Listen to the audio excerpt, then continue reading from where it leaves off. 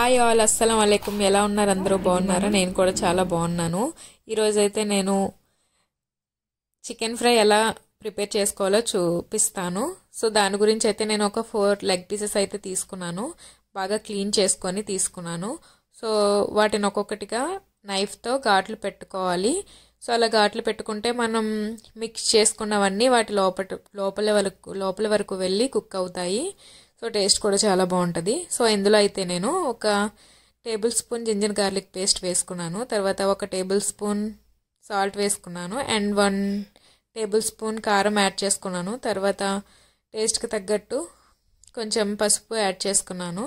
తర్వాత ఇది క్రంచీగా ఉండాలంటే ఒక 2 tablespoons of besan add చేసుకోండి, అంటే శనగపిండి యాడ్ చేసుకోండి. తర్వాత కొంచెం పెరుగు యాడ్ చేసుకోండి. సో నేను పెరుగు వాటర్ కూడా యాడ్ చేసుకున్నాను. తర్వాత ఒక ఎగ్ కూడా యాడ్ చేసుకోండి. సో ఇవన్నీ యాడ్ చేసుకున్న తర్వాత బాగా కలుపుకోండి, మిక్స్ చేసుకోండి.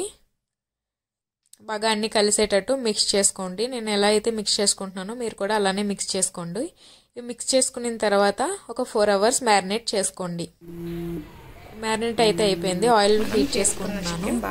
చూడండి, పీసెస్ అన్నిటికీ కూడా ఓల్ గరం మసాలా అంతా కూడా బాగా పట్టింది. సో ఇదైతే మనం డీప్ ఫ్రై చేసుకోవాలి. ఒక్కొక్కటిగా తీసుకొని ఆయిల్లో వేసుకోవాలి.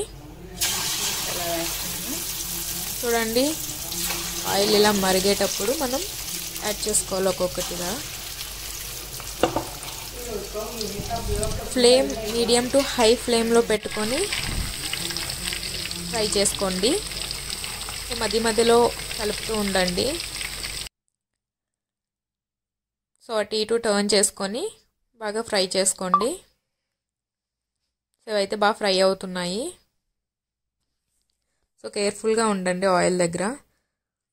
సో ఇవైతే ఆల్మోస్ట్ ఫ్రై అయిపోయి ఇప్పుడైతే ఇవి తీసుకోవచ్చు. ప్లేట్లోకి తీసుకున్నాను అన్నీ. చూడండి ఎంత బాగా ఫ్రై అయ్యాయో కదా.